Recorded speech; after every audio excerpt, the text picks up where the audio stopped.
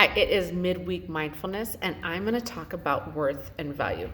And these are terms that are thrown around a lot. We always say, find your worth, know your value. And I didn't really understand what that really meant until I was working in my garden this past spring. I learned a lot in my garden. That's why I share these little gems of wisdom with you guys, with anybody that this might speak to. But what is worth? What does that mean? And I'm going to start with Isaiah 43:4, and I'll tell you why it stuck out to me.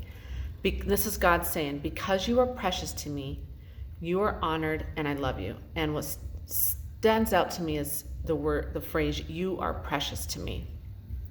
So I'm going to talk about what I learned in my garden. So the queen of the garden is a peony. Some will say a rose. I'm going to say a peony because when you plant a rhizome of a peony, okay, I planted 4 of them in my garden in March 2020, I planted them knowing it's going to take 3 years before the peony plant blooms a big, beautiful flower. Okay, it takes 3 years for it to establish itself and then bloom flowers. So this is in 2020.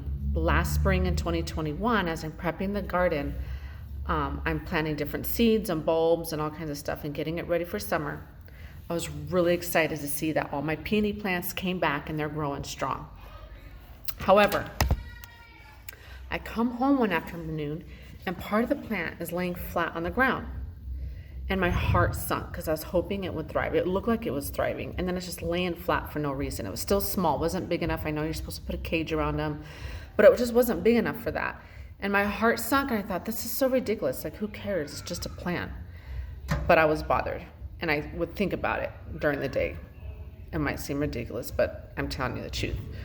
2 days later, I went outside again in my garden and it's still laying there flat, but it's still green. And I was like, so I got a thought, I'm like, you know what? It's still alive. It should be withering up and dying.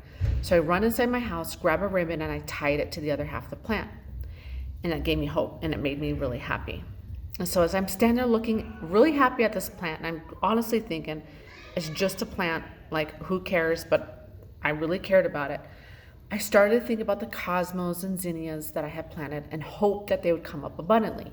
And the reality is with cosmos and zinnias, you plant them, they grow. You plant them, they grow on rocks, they grow all over. They're like weeds. They can become weeds. They become real invasive. But I cared about them. And I realized that I was concerned about the well-being and care of all my seeds, bulbs, plants, rhizomes, whether they were considered the queen or just a simple, easy-to-grow wildflower. It occurred to me that us humans are the ones who rank the value of flowers and plants. Okay, we rank all of that. Okay, did it get you a dozen roses? Or was it carnations? Like, we rank the value of flowers and plants. But at that moment, I really wanted to see each plant species to thrive and do well. I didn't care if it was just a little, if it was my peony or if it was my zinnias, I just wanted all of them to do well. And I wanted to make sure that I was taking care of them so they could thrive. And in that moment, God showed me that is how he feels about each of us. We humans, we rank our value depending on career, education, wealth, looks, you name it, okay? Popularity. We are the ones that we rank those values and worth depending on those things. But God sees a worth in each of us and wants each of us to thrive as an individual being he created us to be.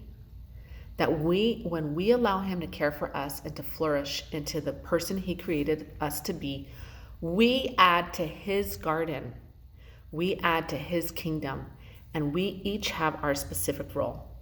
We add value and worth to his kingdom and his plan. It was a powerful moment because I realized he loved me and wanted me to be me. Even if I am not, or if you are not, the elite of the elite, according to the world standards, he values each of us just as he created us, and he wants us to thrive according to his plan. So I'm going to read that again.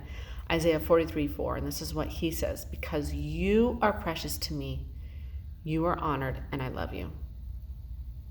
Have a great rest of your week.